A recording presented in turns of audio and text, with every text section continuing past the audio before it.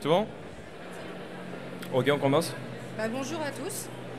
Bienvenue dans cette live session qui est sur le thème du coup de pensée globale, agir local. Donc je me présente, je m'appelle Valentine, je suis CSM chez ATP Learning et donc mon rôle est d'assurer le bon développement d'un projet post-lancement. Moi je suis Sacha, je suis chef de projet chez ATP Learning, donc on va manager et coordonner un peu tous les projets pour assurer le bon déroulement, tout simplement. Donc on est une entreprise qui existe depuis 2006. On est éditeur de notre propre logiciel LMS et LXP.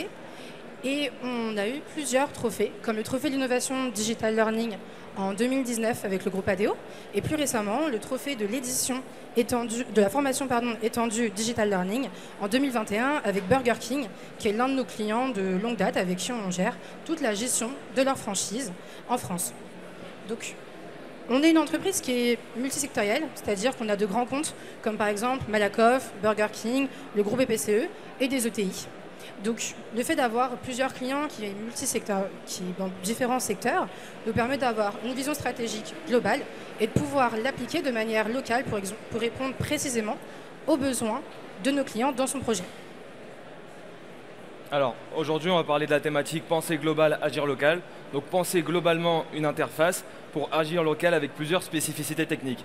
Donc, cette approche, cette problématique, elle va être résolue par différentes approches, différentes fonctionnalités qu'on va avoir sur la plateforme. Tout simplement, le but et l'objectif final, c'est d'avoir une plateforme engageante, optimiser la plateforme pour qu'elle puisse vivre de ses apprenants et avoir une expérience d'apprentissage personnalisée. Donc le but, c'est vraiment d'avoir un parcours individualisé qui correspond à chacune des cibles qu'on a dans notre entité ou dans une organisation, tout simplement. Et donc là, ça passe par différentes approches, comme on a l'emotional learning, l'adaptive learning, différentes fonctionnalités qu'on a sur ETP. Puisque maintenant ETP, c'est une solution LMS et LXP qui va regrouper pas mal de fonctionnalités, qui va couvrir pas mal d'approches qu'on va voir juste après. Et donc là, voilà, on va vous présenter dans un premier temps le portail du patrimoine, qui est le portail de formation de notre client Fondation du patrimoine, donc je pense que vous connaissez.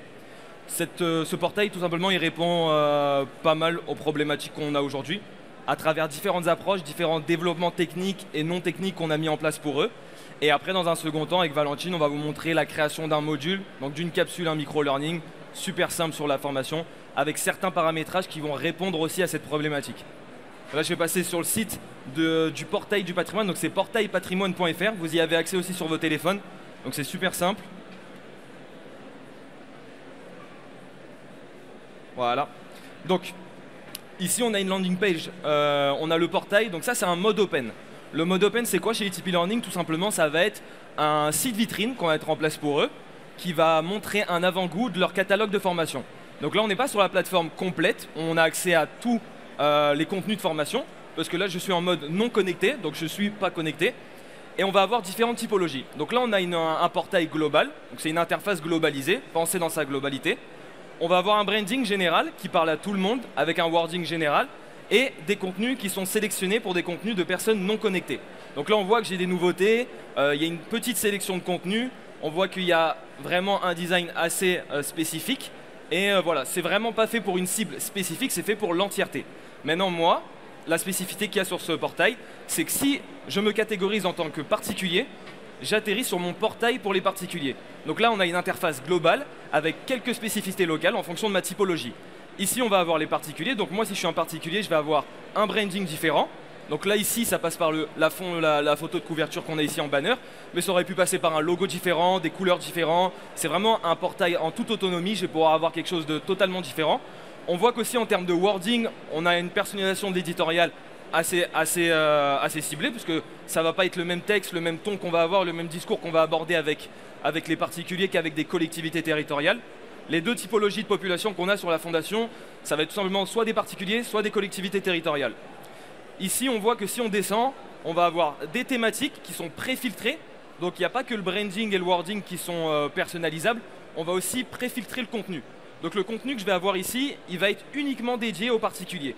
Et c'est ça qui est intéressant, c'est-à-dire que quand j'arrive sur ma plateforme à moi, je suis directement catégorisé en tant que particulier et je vais directement avoir le contenu qui m'est prérequis à moi. Donc on ne passe pas par 1000 chemins, on arrive directement à la cible avec un nombre de pages limité et ça donne vraiment un parcours individualisé et ça donne aussi cette notion d'engagement qu'on parlait au début, parce que moi, si mon portail ne sera jamais le même que celui de Valentine, mon contenu ne sera jamais le même que celui de Valentine et ça donne vraiment une notion d'engagement beaucoup plus importante. Ici, je vais avoir les thématiques qui sont préfiltrées, mais c'est pareil pour les nouveautés. Pareil pour les sélectionner pour vous. Donc ça, c'est vraiment un algorithme qui va le gérer. Les vidéos et les interviews, de la même façon, ça va être catégorisé. Et voilà. Donc là, on arrive vraiment sur une plateforme assez simple. Si je retourne sur le PPT, on va arriver ici. Voilà. Donc là, on voit qu'on a... On voit qu'on a 3 portails différents. Voilà. On voit ici qu'on a 3 portails différents. Un portail pour tout public, donc ce qu'on a dit, c'est assez générique. Un portail pour les collectivités, un portail pour les particuliers. Donc ça répond pas mal déjà dans une première approche à cette problématique. Parce qu'on va avoir le wording et le branding qui va être différent. Donc on peut avoir une interface avec du multiportail. Et on va avoir surtout des suggestions qui vont être différentes. Le contenu qu'on va proposer à l'individu va être différent et va être ciblé directement pour son besoin. Donc c'est tout de suite plus cohérent. Pour aller dans une approche encore plus spécifique, on va avoir aussi des scénarios qu'on va pouvoir mettre en place via du mailing. Pour vous donner un exemple, la Fondation, ils vont faire plusieurs campagnes de newsletters, mais des newsletters par typologie, donc par groupe. On peut envoyer par exemple une newsletter pour les collectivités.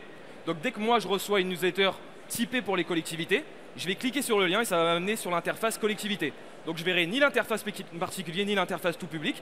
Je vais directement voir l'interface qui m'est concernée.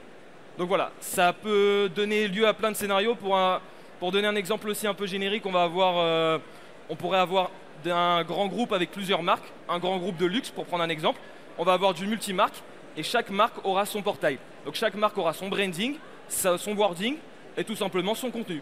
Donc tout sera différent sur la même interface. Donc là on répond d'une première manière à penser global une interface avec les mêmes paramétrages qui sont utilisés différemment dans différents scénarios de portail, tout simplement. Donc ça passe aussi par différentes approches qu'on a sur la solution d'ITP Learning. On va avoir cette notion de référentiel des compétences, des organisations aussi qui va être en jeu, qu'on va voir juste après avec Valentine. Elle va vous expliquer tout ça juste dans les prochaines slides.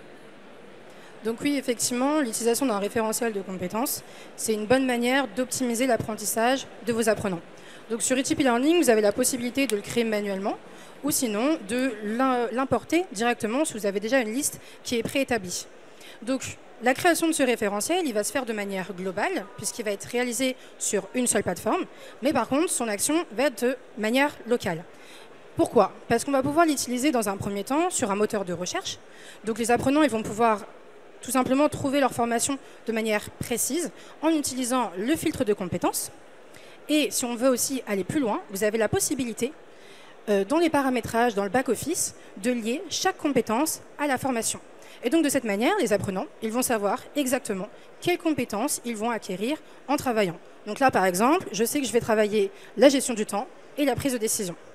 Et dans cette volonté aussi d'individualiser le parcours des apprenants, ils vont avoir la possibilité d'inscrire directement leurs compétences dans le profil. Donc ici, j'ai ajouté la communication orale, la communication visuelle et l'éthique. Et donc, la plateforme, elle va pouvoir analyser toutes ces compétences et me proposer, grâce à un algorithme, des formations qui vont être adaptées à mes objectifs spécifiques. Donc finalement, en fait, l'utilisation d'un référentiel de compétences, ça permet d'avoir un parcours de formation qui va être très personnalisé. Et en plus de ça, ça va me permettre de parer aux défis, de monter en compétences que certains grands comptes peuvent rencontrer. Donc on va aussi vous montrer, justement, comme Sacha vous l'a dit au début, la création d'un petit module qui va vous permettre d'appliquer certaines fonctionnalités pour être encore plus local dans votre formation et plus personnalisable. Tu peux venir gérer la vidéo? Alors ici, on va vous montrer une vidéo de création d'une capsule. Donc sur ITP Learning, qui est une solution LMS LXP, on va pouvoir créer différents types de modalités. Ici, on va accéder au hub. Tu peux cliquer, tu peux juste mettre pause après ça. Donc on va accéder au hub. Le hub, déjà, pour expliquer c'est quoi, c'est l'espace de création interne pour les formateurs ou les créateurs pédagogiques. Donc ici, on va créer plusieurs modalités. Donc on a des capsules sur la plateforme. Les capsules, c'est un micro-learning. C'est du one page. Tout simplement, c'est une formation que vous allez avoir sur une page. Donc il n'y a pas de notion de chapitre ou de section. Ici, on va avoir des modules.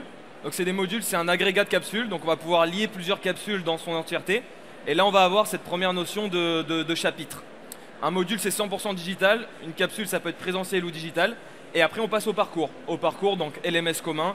On va avoir un parcours qui peut être blended learning, donc mixer une partie présentielle et distancielle. Et on va avoir un parcours qui peut être 100% digital. On va pouvoir héberger tout ce qui est webinaire, classe virtuelle, un peu de tout, classique. On va avoir la base documentaire. Donc la base de commentaires, qu'est-ce que c'est? Tout simplement, ça va être un document digital qu'on va pouvoir créer, rangé dans notre bibliothèque digitale qu'on donne accès à tous les apprenants. Et cette bibliothèque digitale, elle répond aussi à cette thématique qui est avec une spécificité locale qu'on peut avoir. C'est qu'en fait, on va pouvoir gérer la visibilité de qui voit ce document en fonction du groupe et du type d'organisation dans laquelle elle est. Donc si Valentine elle est dans une autre organisation, dans une autre marque, imaginons, eh ben, il y a certains documents qu'elle ne verra pas par rapport à moi. Donc la personnalisation elle va jusque là et pas forcément que dans les formations professionnelles mais aussi dans l'information. Et les devoirs de synthèse, bah, tout simplement c'est un devoir à la maison qu'on a digitalisé. Je vais pouvoir récupérer une consigne, télécharger un document et tout simplement rendre mon devoir et avoir une appréciation de mon tuteur, tout simplement, et une note globale. Donc ici on va cliquer sur la capsule, je vais avoir des templates qui sont directement responsive, donc mobile, tablette et téléphone, ordinateur. Je vais pouvoir introduire un texte, donc un titre, une description, je vais pouvoir lui ajouter une couleur, un fond de couleur aussi. Donc tous les templates qui ont été mis en place, c'est fait vraiment pour vous faire gagner du temps sur la création. Vous pouvez créer vos propres templates et les réutiliser au fil du temps, c'est ce que la plupart de nos clients font. Ici je vais pouvoir ajouter une image. Donc soit j'ai ma bibliothèque personnelle, soit je peux me connecter à Unsplash, qui est une banque d'images libres gratuite. Même principe pour les vidéos. On va avoir les vidéos qu'on est liées à YouTube. Donc je vais pouvoir rechercher une vidéo directement dans le moteur de recherche de YouTube. Et je vais pouvoir ajouter mes vidéos à moi. Je vais pouvoir aussi ajouter une vidéo en code embed, si besoin, via les plateformes Vimeo ou d'autres plateformes de streaming. Donc là on a créé la capsule en 5 minutes, c'est super simple. Je l'enregistre, je vais avoir un outil de prévisualisation, donc de preview. Et donc là, sur cet outil, je vais pouvoir voir ce que mon contenu va donner sur mobile, sur tablette et sur ordinateur. Donc ça me permet d'avoir une prévisualisation de mon contenu et de vérifier si je n'ai pas fait d'erreur sur le design et comment ça donne aux yeux de l'apprenant. Donc là, très simple, on a créé une capsule en 5 minutes, il n'y a pas plus simple. Et là, on va l'enregistrer. Voilà, ici on a la capsule, on a les objectifs d'apprentissage qu'on va pouvoir remplir, le public ciblé. Et là, elle n'est pas poussée auprès de tous les apprenants, elle est poussée sur la plateforme de création de contenu. Donc ici, pour la pousser vers un portail et la mettre à disposition de tous les apprenants, je clique sur portail. Je vais pouvoir remplir quelques paramètres qui vont répondre à cette thématique et que Valentine va vous présenter. Alors je me permets de couper la vidéo juste quelques minutes pour vous présenter avec un peu plus de détails la fonctionnalité qui est la gestion de la destination. Donc en fait, vous avez la possibilité sur Etipi de pouvoir donner la visibilité d'une formation à tout le monde, ou sinon de la donner particulièrement à un groupe ou à une organisation. Donc en fait, là, par exemple, pour vous donner un exemple un peu concret, on a une grande organisation qui est Etipi Learning et je vais pouvoir créer un groupe directement dans la plateforme pour les collaborateurs internes. Et donc de cette manière, je vais pouvoir donner précisément ma formation au groupe interne. Donc voilà, je sélectionne mon groupe, je sélectionne aussi mon organisation. Donc ce sont des groupes et des organisations qui ont été créés d'abord en interne. Ensuite, je vais rajouter un thème qui est associé à ma formation. Je vais rajouter les fameuses compétences qu'on a vues juste avant qui vont permettre aux apprenants de savoir exactement ce qu'ils sont en train de travailler, les tags, et puis après, dans l'onglet Options, je vais pouvoir activer la communauté. C'est une interface où les apprenants ils vont pouvoir échanger entre eux sur leur formation. Donc, une fois que j'ai fait ça, je vais dans Descriptif et je vais rajouter toutes les métadonnées qui vont me permettre de paramétrer ma formation. Donc, juste à valider, à la pousser vers le portail. Voilà. Et on va en fait juste voir voilà, que ma capsule a été envoyée à destination de mes apprenants. On voit que les modules se sont emboîtés, on a les compétences, les tags, la communauté qu'on vient juste d'activer. Donc en fait, c'est vraiment pas plus simple que ça. La plateforme, elle est créée pour faciliter la tâche d'une création d'un module de formation et puis d'une grande fluidité. Ça répond pas mal à cette problématique donc, de penser globalement une interface et agir localement avec plusieurs spécificités. Donc les spécificités, ça passe pas seulement par une approche de design, adaptive design avec un parcours personnalisé, mais ça passe aussi par des référentiels de compétences, des référentiels d'emploi qu'on peut avoir sur la plateforme aussi, parce qu'on va pouvoir lier une compétence à un emploi. Donc je vais pouvoir me former sur un niveau de compétence spécifique pour acquérir un emploi, tout simplement, et aussi par la gestion de la visibilité. La gestion de la visibilité, elle tient aussi sur les ressources. En tant que moi, apprenant, je vais pouvoir sélectionner les compétences que mon administrateur a mis en place sur lesquelles je souhaite monter.